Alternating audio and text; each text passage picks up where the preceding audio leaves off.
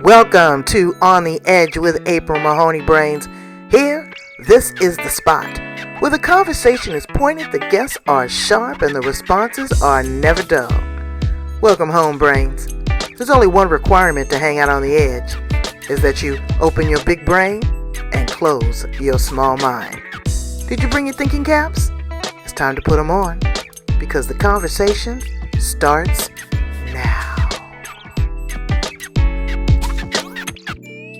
Marc-Andre Roubaud, what are you doing How are there? you?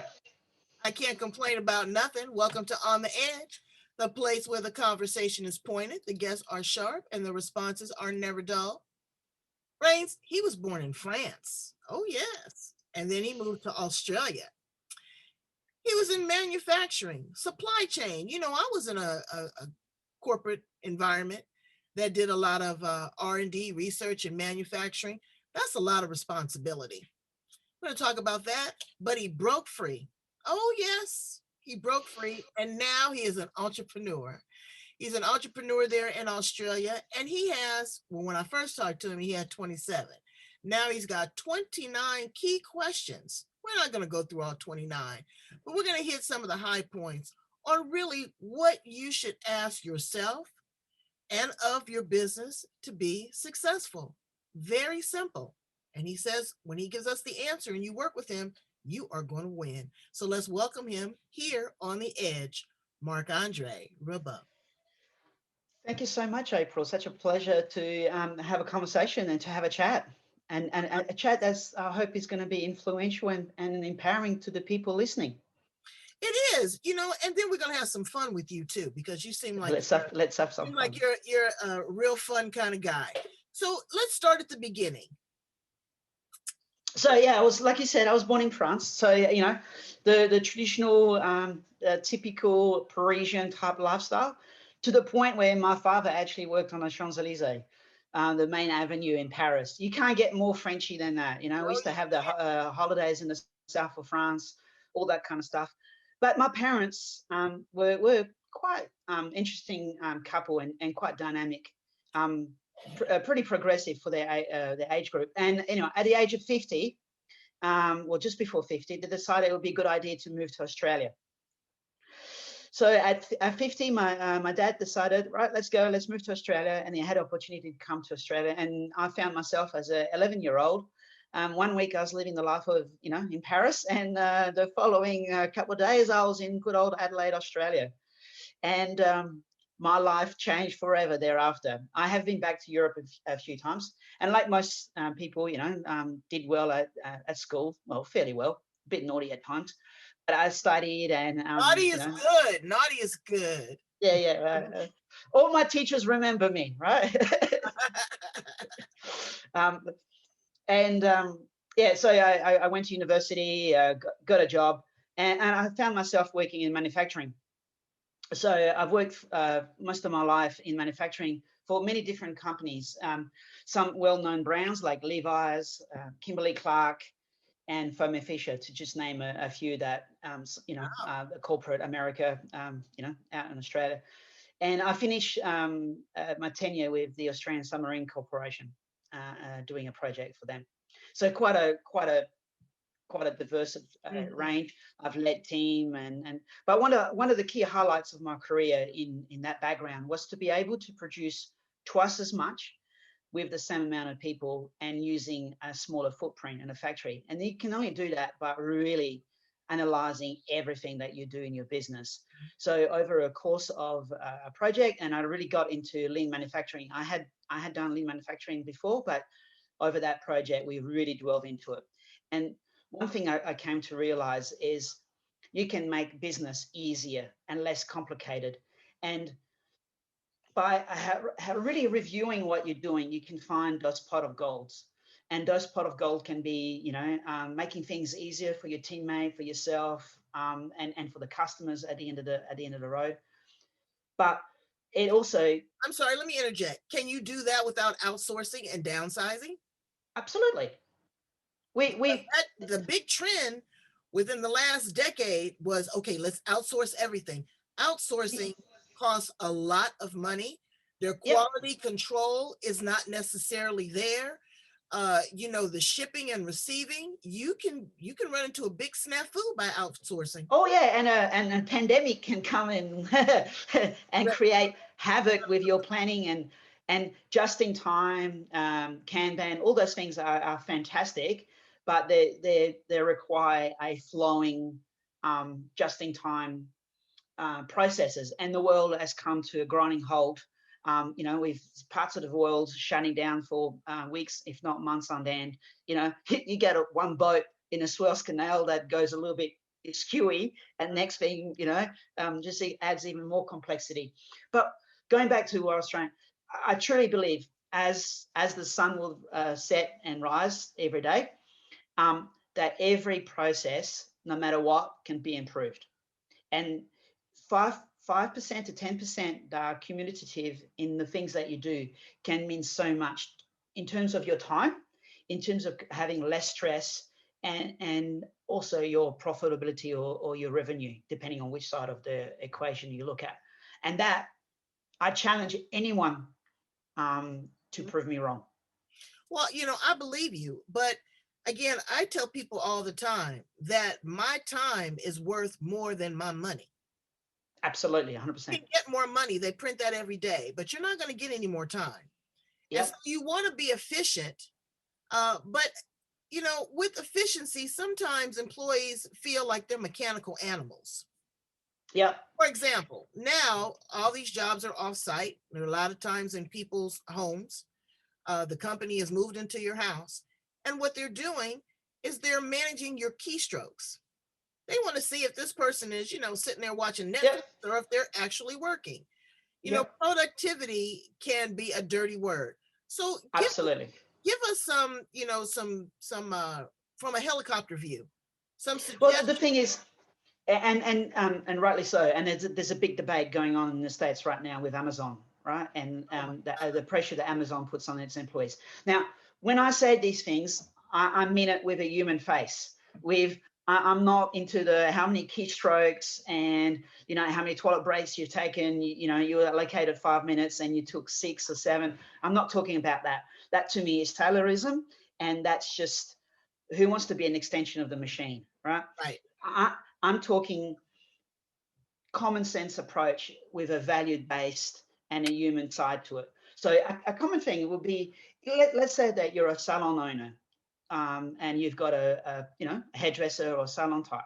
Do you have an upsell or cross sell or downsell process Right. that comes from the heart, not just selling for the sake of selling, but a client comes in and you notice that you know um, the hair is dry, and if you use shampoo XYZ, she could improve, right? Right. Or if they apply their makeup differently, they would get a better result. Or if you're in a shop and someone is going to buy a certain male or women, and it's not going to really fit them, and it's not making them going to feel good, right? Right. Because they're caught up. Then have that human touch to say, well, you could go with that, but this might be better suited for you, Mm-hmm. Now right? check this And out. Oh, I'm sorry. Go ahead. and I see a lot of business who don't do those things, extreme well.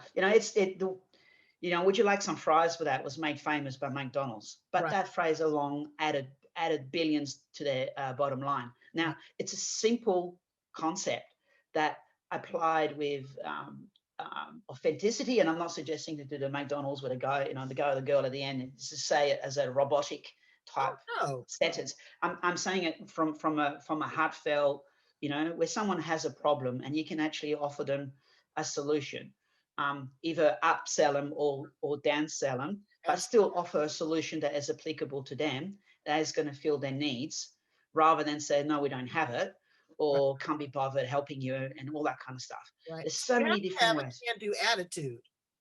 Yeah. Absolutely. Now I want to ask you something else really quick while we're on this customer service, because now in the world we have a lot of artificial intelligence and we have this robotic customer service. I am so annoyed when I cannot get a human being.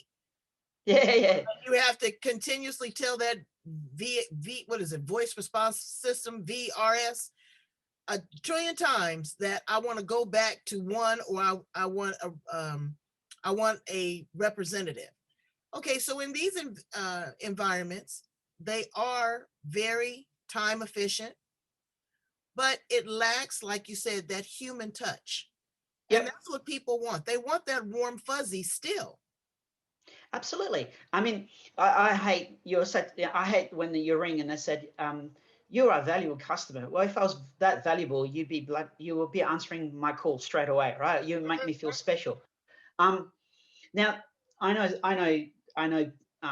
Some of my clients actually do that. They do nurture calls and they do the follow up. So from a tradie perspective, a tradesperson, they Mhm. send a quote out.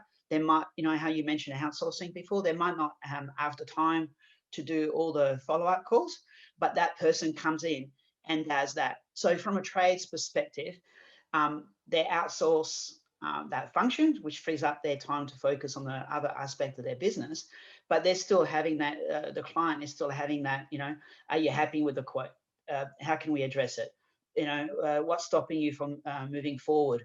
Or if you're not moving forward, why are you not moving forward? And that kind of feedback can help the business to improve their efficiencies and their productivity. So the next time the quote goes out, it gets converted or gets converted on a follow-up call. There's so many different ways. And we could spend the rest of the day, the conversation talking about X, Y, Z. But what I'm trying to convey, come across is that anything can be improved. And it's just by the fact of looking at it and asking yourself, why? How can I do this better? You know, where is my gap between where I'm at and where I want to be, and what's my gap in that between? How can I close that gap? What can I do?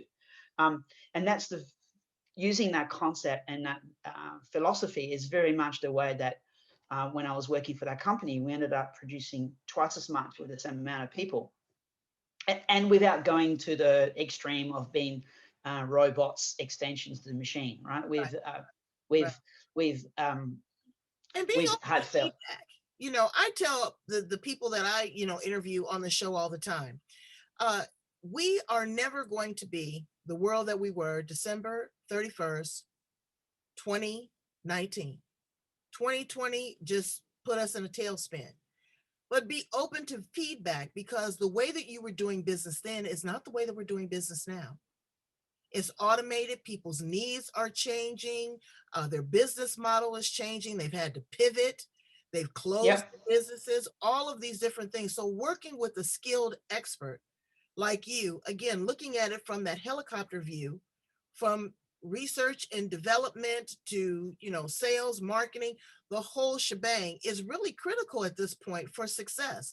Give us a few more examples of some of those 29 great questions. So one of the first couple is, what's your business greatest opportunity, right? And most people have, an opportunity somewhere in their business, or they have a challenge.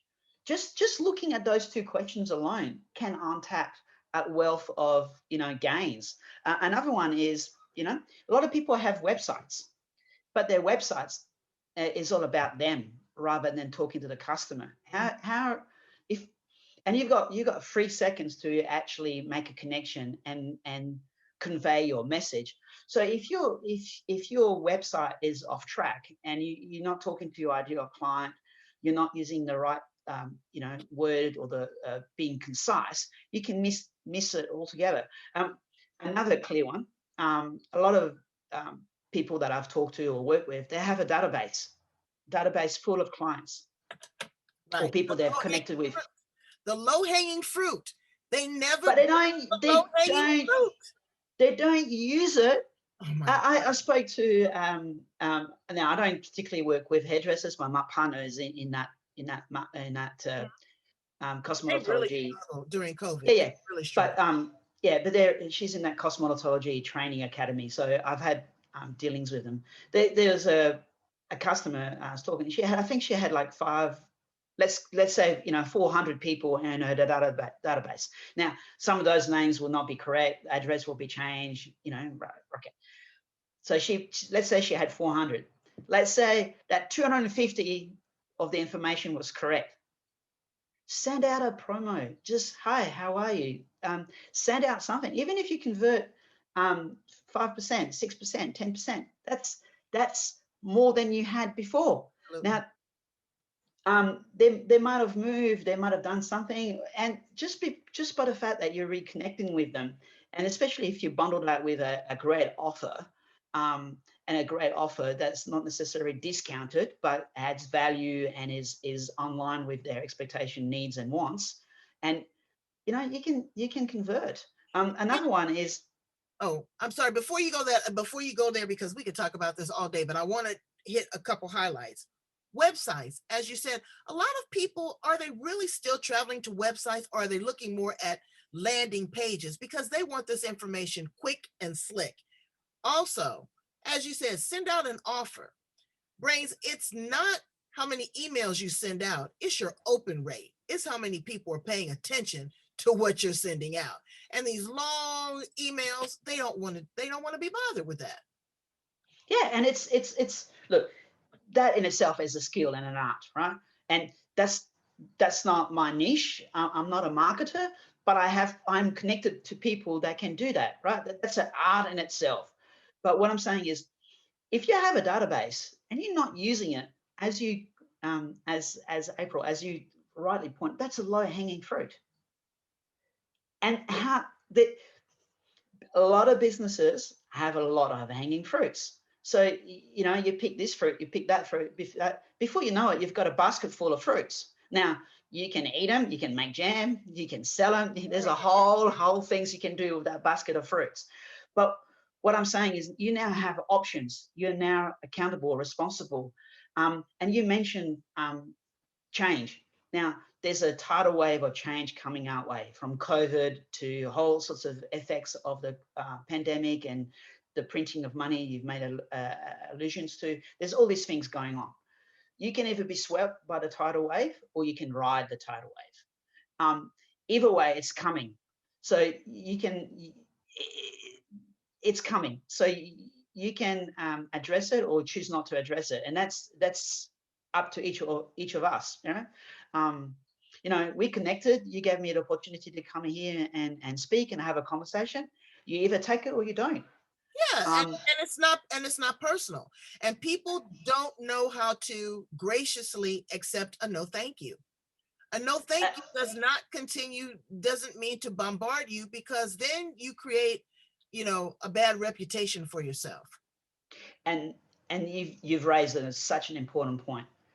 No is an appropriate response, as long as it's said in a heartfelt, polite way. And sometimes, especially for women entrepreneurs, right? Where, and I'm not going to but generally there's a trend. Right here on the edge. I wish somebody would say something about, Okay, so women there's are soft in that area. They get their feelings hurt so bad. Oh my God, they did this. You have to be, you can't be thin skinned.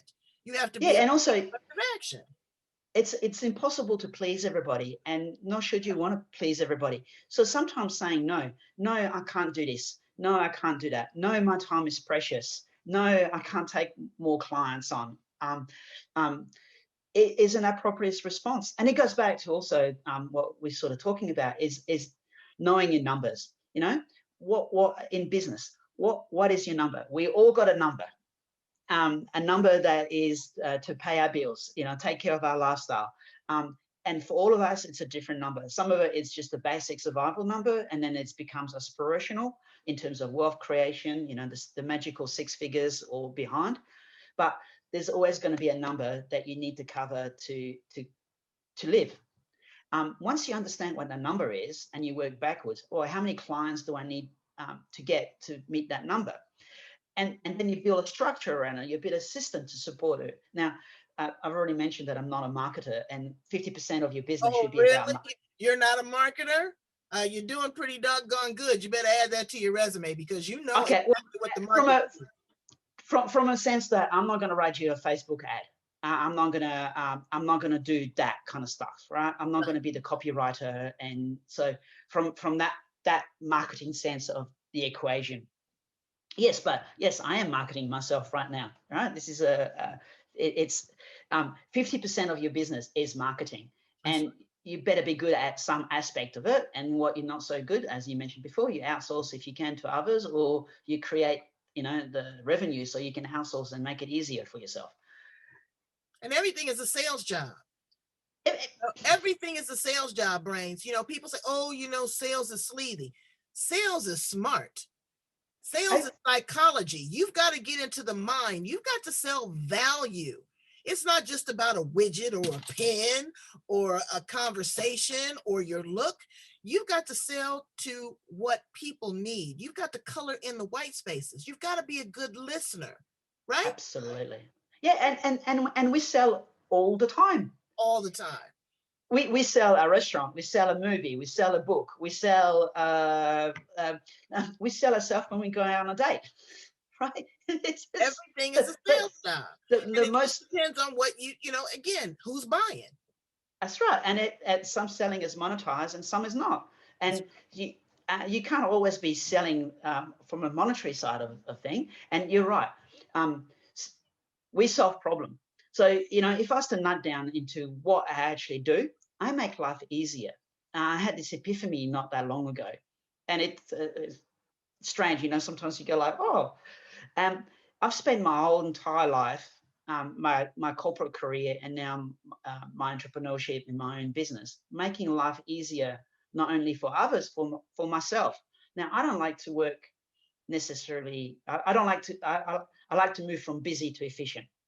So right. I like leisure. I like to have fun. I like to travel. That's the things that really excite me in life, right? So how can I do more of that and less of the other stuff I don't like doing?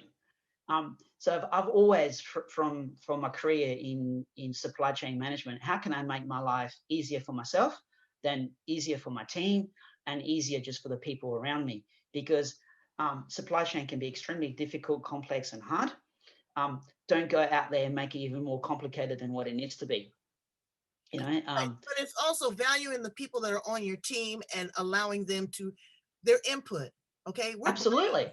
But we don't know every single thing.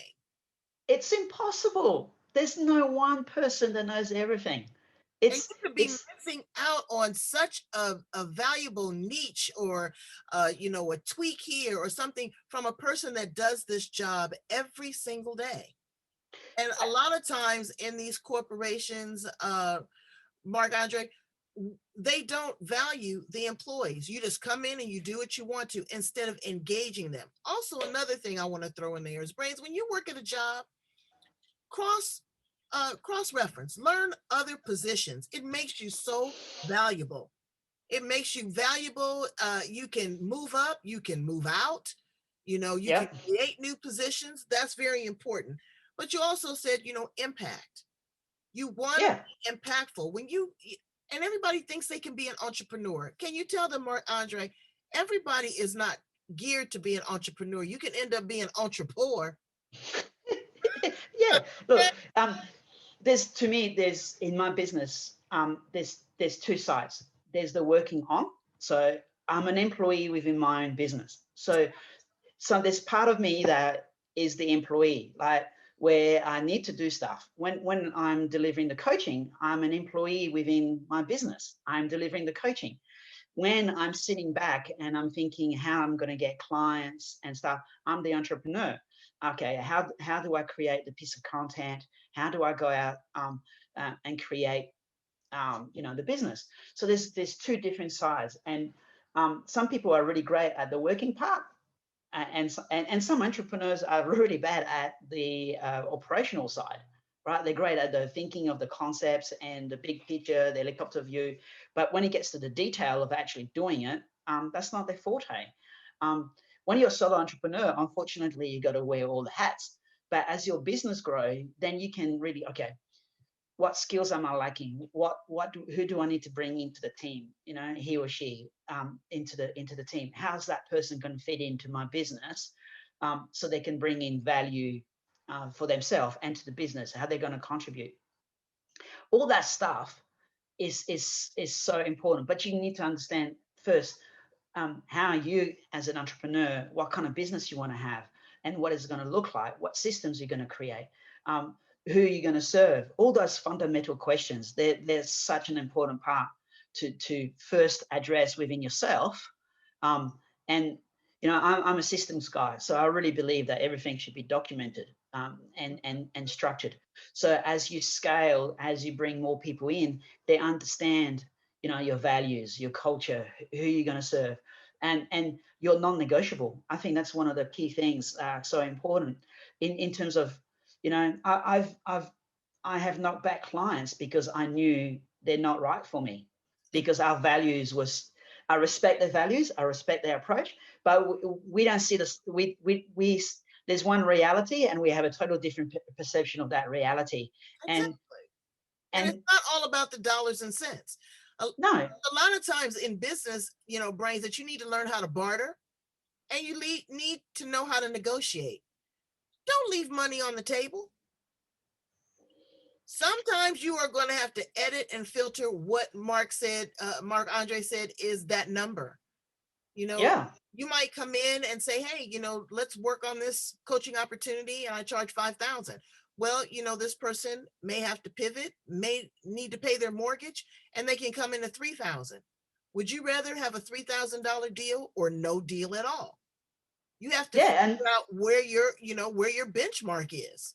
yeah, and one of the ways that I address that with my own business, I scale. So I make myself affordable, but it drastically scales up, so that as the people work with me and we feel comfortable about working with each other, because it's a lot of trust, and sometimes you need to build that trust and that commitment. And as you create value, influence, and you actually deliver on the things that you say, then the person goes, wow, that person is adding value to my life in terms of making my business easier to run, less stressful, more profitable. And I'm actually having, time to actually enjoy the trappings of my business, so that I'm not, 24/7 on the business. Now that brings value, and you can quickly scale up. So so you can turn a client from a low entry point to a high entry point, depending on how much value you bring to their business. and Absolutely. and profit sharing. There's so many ways to strike a deal. There are, again, profit sharing, investing in it, but an entrepreneur is one of the hardest jobs that you can have because you're Yeah, doing everything from soup to nuts, you yeah, know. and the lawyer always say, it feels easy for everybody. If it was easy, everybody would be doing it, right? Right. It's challenging, it's complex, it's innovative, it's all those things, and that's why we get rewarded for it. Exactly. And I had a gentleman that I was talking to, and he goes, "Oh, I love being an entrepreneur because I don't have a boss. I don't have to answer to anybody. I can take vacation whenever I want to. Uh, you know, uh, just yada yada yada." And I'm listening to him, and I'm saying to myself, I'm hearing lazy. I'm hearing, no accountability, no creativity, no structure. This is what I'm hearing versus Yeah. with all I don't want to do. Well, what in the world is it that you want to do? And trying to generate business. And an entrepreneur actually builds a business to sell it off to start something else. I mean, Sir William, Oh, look at it's Sir such William a Grant. Exactly. that is such a great point. When you start your business, have the end goal in mind. What type of business are you actually building? Are you building a legacy business that you can hand down to your children or your family, right? That's one thing, and you see a lot of that, Freds and sons and daughters, right? To be gender neutral. Or you build it to be able to franchise, so you can have franchises. Well, that's two very different business, because the franchise is all about system documentation. It's all about how you're going to create something that can be duplicable, teachable, and scalable. Um, or you can be, just a solo entrepreneur where you're happy just to be at that level. But each one of those, um, you need to understand why you're doing it, how you're going to do it, and how you're going to go about it, because they're very different type of business, and they will require different inputs. And and and I've met business owners. I met one guy. It was such a sad story. He was like 70 year old, and at that time you should be thinking of retirement. Mhm. And his business, he was nowhere near being able to retire, and he was working, exceeding long hours at work, and he was tired. You could tell he was stressed out, and where he should be thinking about winding down, he had created such a mess of his business that he couldn't do that. And unfortunately, he didn't have also the fortitude to actually, or the cash flow to able to invest in a coach, which even sadder on so many disrespect. And it's basically instead of using a shovel to dig a hole, he's using heavy equipment, and he's just Right, getting right. worse and worse and worse into that cycle. And he's got a business that in today's world no one want to buy, because why buy a business when you can go down the road and create one? I don't know about your situation, but here there's a lot of empty shops. It's the best time to open a business. You can negotiate deals. You can negotiate on rent, on equipment, on all sorts of stuff. It's on one hand, it's hard, but it's the best time to create a business. It'll never be this cheap ever again. Right. Well, there's two things, and I say this with love, but there is a run on coaches. And a lot of times what I hear is that these are a lot of disgruntled employees that have now figured that they are the subject matter expert, and they're going to go out and they're going to coach. There's a lot of responsibility to coaching. Yep. You have to have skills, you have to have talent, you got to challenge your trainee. Do you think that you win a soccer game or you win the NFL just because you've played a few games? No. You've got to be able to mentor, mold. There's accountability, there's responsibility. There's a lot to being a coach. Yeah, and I think you hit on point too. You got to pick whoever you pick as a coach. You need to feel comfortable. Now, what you've described, I've had coaches, I've had mentors, I've been burnt. I know exactly what you're talking about. I've paid money to people who've delivered absolutely, zilch, nada, Right. and you feel cheated. So from my perspective, if you were to choose to work with me, I guarantee my impact and my results. So let's say that you and I become clients, and we start working together, and you felt that you weren't getting value. Well, I rather that we part companies shaking hands and saying, right, it didn't quite work out. Whatever investment you've made, I return it back to you, and we just part ways. Isn't it that better than having? Isn't it that better than having someone on the internet who's? Huh? No. We can agree to disagree on that, because you know what? There's an accountability on the other person's side as well. Now, me, Oh, absolutely. You got to show up. Yeah. you got to show up, Oh, because yeah. people will run game on you, and they will say, oh, that happened, a situation to my daughter. She's a costume designer, and I Yeah. her. But I said, you know what? Some lessons in life you got to learn. She did the design, they did everything. And then when it came to pay, oh, now all of a sudden he's not happy. Well, you should have told me that during the process. No, I get paid People, first. and people need to show up. Now, good customer service, I get that. I'm going to work with you. I'm going to do everything I can to try to make you happy, and do the right thing by you. But you got to show up as well. Oh, absolutely. Because a lot of times people they don't want to do the work. And let's talk about something else real quick. A business plan. I got a girlfriend. She requires a business plan of her children. I'm not giving you a whole bunch of money just to trick off. You need to tell me what you're going to do. But a lot of people are, number one, intimidated. Number two, they don't want to be held accountable. And number three, they don't know how to do one and create one. Can you help that person? Yeah, absolutely. Yeah, I can. And there's different types of plan. There's the very complex where if you go out to seek funding and all sorts of that, and there's just a one-pager plan.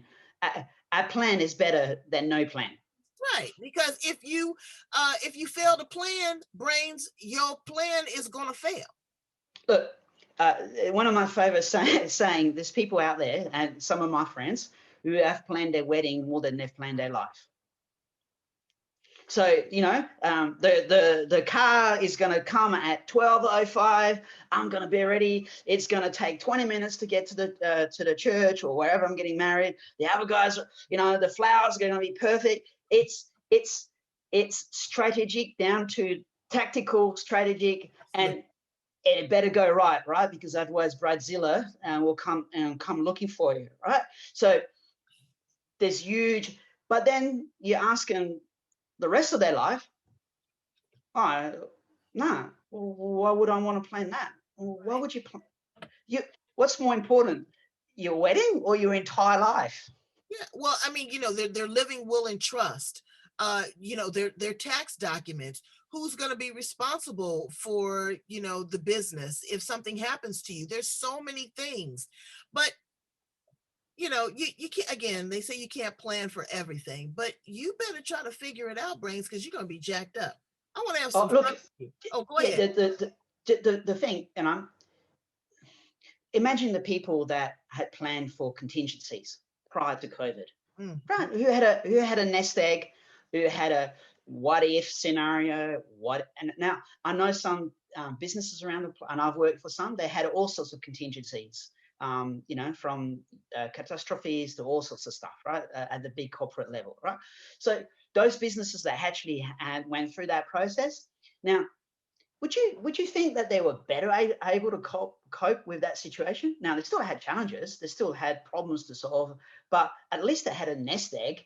At least they had some thought process around it.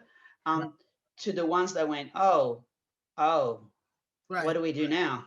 Just imagine all of these companies, because I have one of my mentors is my former vice president of human resources, and she is a beast. And I had her on the show, and we talked about the world of human resources. For example, now all of your proprietary and intellectual information is offsite. Now your computers are offsite. Now somebody's kid might spill Kool-Aid in your equipment. Really, I mean, what about carpal tunnel? What about productivity? What about the employee actually being able to say, hey, I've contributed to this organization and it's time for a raise? There are so many things that have changed in the work environment right now, and it will never be the same. So again, like you said, a contingency plan, it's just like a natural disaster. There's an earthquake, but they forget that the water is going to be contaminated, that you're not going to be able to use the ATM, that you're not going to be able to get your medication. It's a snowball effect, and if you Yeah, are and serious about your business, you will think about that.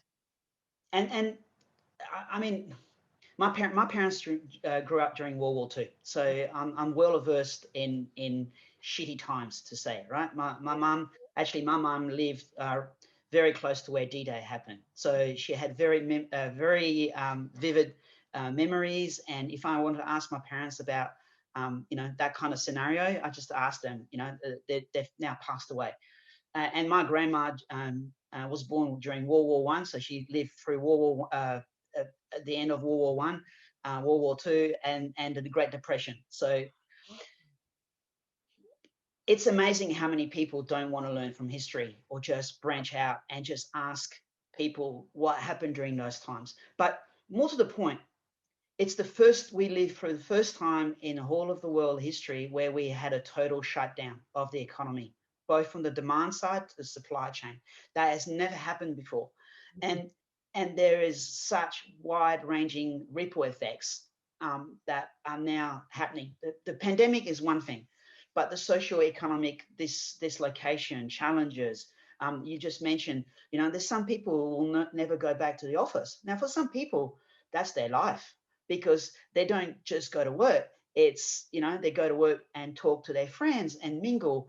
And that, for some people, that's their only avenue of friendship and connection is their work. Yeah. Now, I've worked with some of those people. You remove that from them, that becomes suddenly a whole new, A whole new ball game. Depression, whole new ballgame. rage, alcoholism, and then Yeah, please let's talk about the high profile executive woman that's been making 6 figures plus, and now she's at home in sweatpants and a bun trying to homeschool.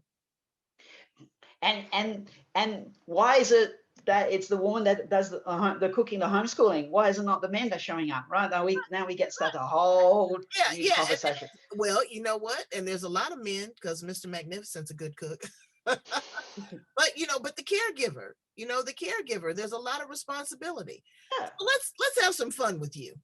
Okay. Okay, cool. I like having fun. I Let's want tone it to down ask a you bit. some random questions. Okay.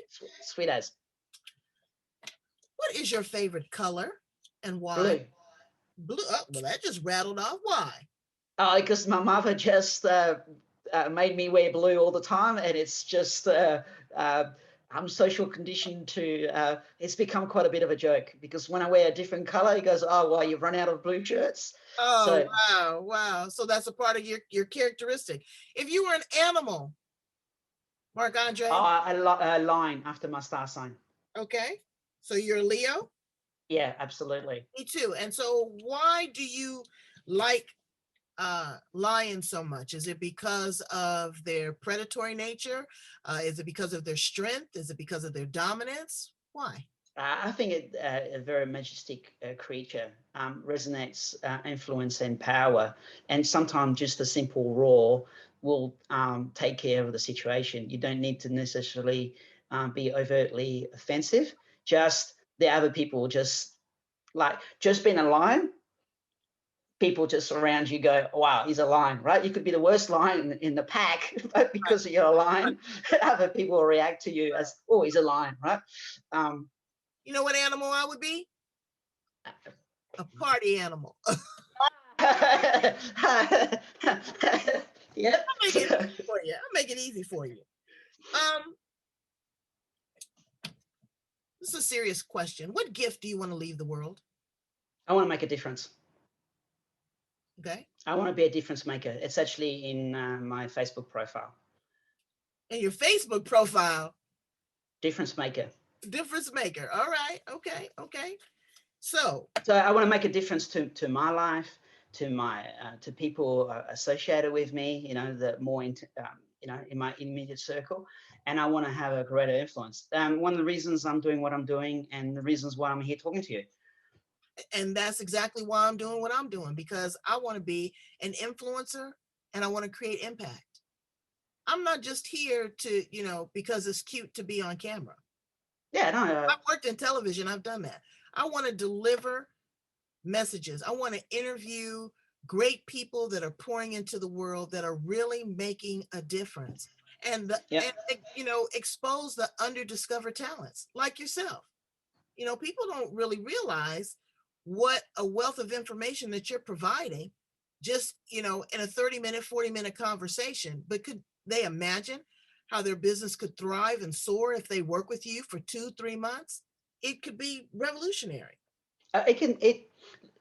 Look, and as you mentioned, coaching can be very, you need to have skills and responsibilities. But I know that I have changed and made changes to people's lives. Mhm. And that in itself, it's empowering, influential, That's and right. it has a real feel good factor to it. That's your why, you know? Yeah, And there's nothing wrong with it. People don't understand and know how to define their why they do what they do. Is it money? Is it power? Is it influence? Is it ego? But there's got to be a return on your investment, brains. It just absolutely. And one of my whys is I went to a coaching. Now I had coaches in the past, but I went to. Are you saying I can actually monetize me talking? I love talking. I love talking and sharing ideas. Is there a way for me to actually monetize that and actually solve people's problem? That's a good gig. I want to get into that gig, right? And well, then you need to talk to a sister right here when we get offline. I can hook you up, okay? Again, because I've been doing this for 15 years, and yeah, it is wonderful. It is wonderful when I look at the responses that I get from my guests and they say, "You changed my life," or "It's a pleasure," or "It's an honor," or "I've been able to do this," or "You connected me with that." It's like when I do poetry, you really pour into people and you see something organically grow. What would you tell a 25-year-old Marc-Andre? don't necessarily listen to your parents and be very, very careful at what advice you listen to. 25. Um, you've got you live in an age where with a mobile phone you can have an international business. You live in an age where communication is almost free. You live in an age that has challenges, but lots and lots of great opportunity. Seize the day. Okay. What is your greatest joy? My greatest joy? Your greatest joy. Um, I think one of my greatest joy was seeing the birth of my daughter. It was the best natural eye I ever had in my life. It was just that day changed my changed the entire meaning of my life, and what is associated with it. Um, That's great. What makes you cry? Oh, lots of things, but I tend I'm well known to cry at football games. It's a common joke, right? Football, as in soccer. I can cry from happiness. I'm a passionate football fanatic.